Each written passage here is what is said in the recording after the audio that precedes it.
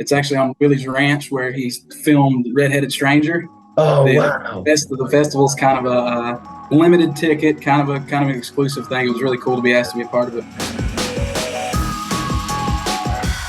Isaac, what's up, buddy? How's your day going?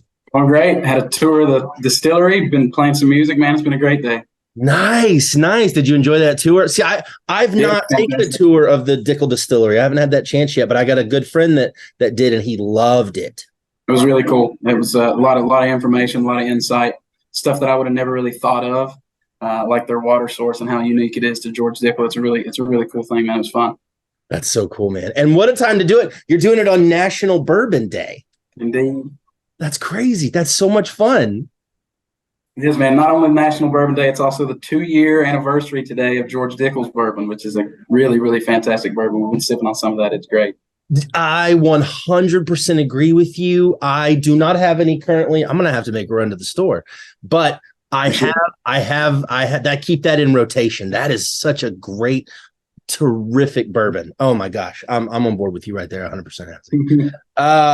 So toured the Dickel distillery, you played some music. You guys just wrapped up hanging out at CMA Fest too. Is that correct? We did. We were only in there for a couple of days. We were there for the first 2 days of the fest, and we had a different festival later that weekend, but it was fun to be in town, man. It's always a lot of hustle and bustle, but it's a cool time to be in Nashville. That's awesome. Yeah, it's just nothing but like chaos and like whirlwind, and it's like over before you know it. It feels like. Certainly is. It's a whirlwind. That's a great word to describe CMA Fest for sure. And so you guys are touring. You're going all over the country. You got all kinds of stuff coming up.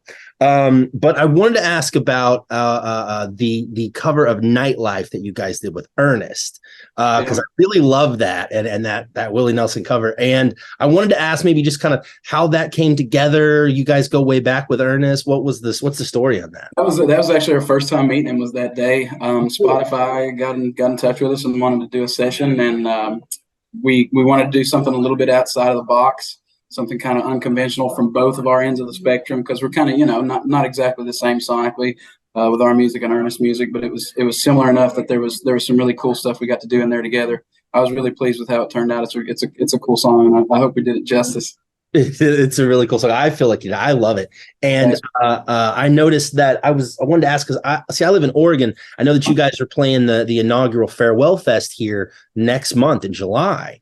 And Willie is headlining the same day that you guys played. And I was curious, have you ever played a festival or ever played a show where you've also played with him?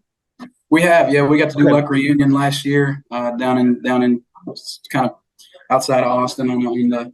It's actually on Willie's ranch where he filmed Red-Headed Stranger. Oh, wow. The festival's kind of a limited ticket, kind of an exclusive thing. It was really cool to be asked to be a part of it, but it's on the set of the movie. They built a set there on his property, and that's where they throw the festival every year. It's old like saloon building, old jailhouse, old dusty streets. Like it's just super, super Texas, and it was really cool. An honor to be a part of. I still wear the ring.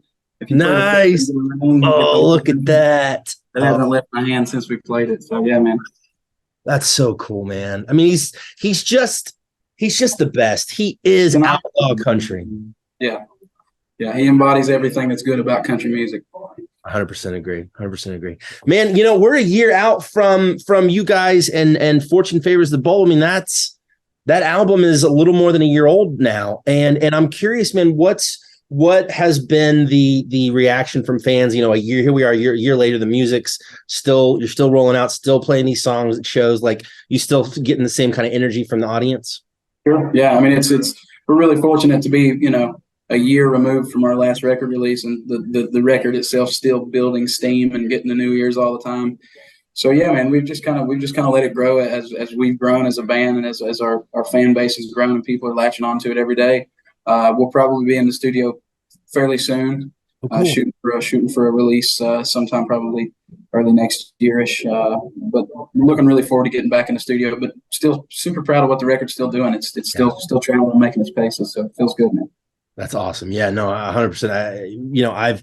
I've shared it with a few friends myself, and I always try to, like, if I find something that I really like, I'm like, hey, you guys got to listen to this. And I've heard a lot of my friends are responding really good to it, so that's good. Last thing I wanted to ask is, I saw that you guys are going to be opening for Luke Combs on his European leg of his tour, and that is so cool. And have you guys ever played over the pond before? We got to play our first Europe shows this past March at C2C Fest in London. That was our first taste of doing anything overseas. But we're really looking forward to the Luke tour, because it's not just going to be England; it's 13 countries. We get to see the whole thing. It'll be a lot of fun, man. Luke's a great artist. It's an honor to have a guy of his caliber appreciating and taking note of what we do and bringing us on board. It's the biggest show in country music. I mean, he's Luke Combs. You know what I mean? It's going to be great. He's sold out these stadiums long before we were even announced on the bill. A lot of these places are already sold out, so it's going to be a great tour, man. We're really looking super forward to it. That is super exciting, dude. And listen, I see that wall of Dickel behind you. Golly, that's so cool. Let me ask you, Isaac, what is your go-to cocktail? Do you have like a go-to summer cocktail you like to pour a little Dickel in? I like whiskey and something with a little bit of tang. I like a whiskey ginger. I like a whiskey sour. Yeah.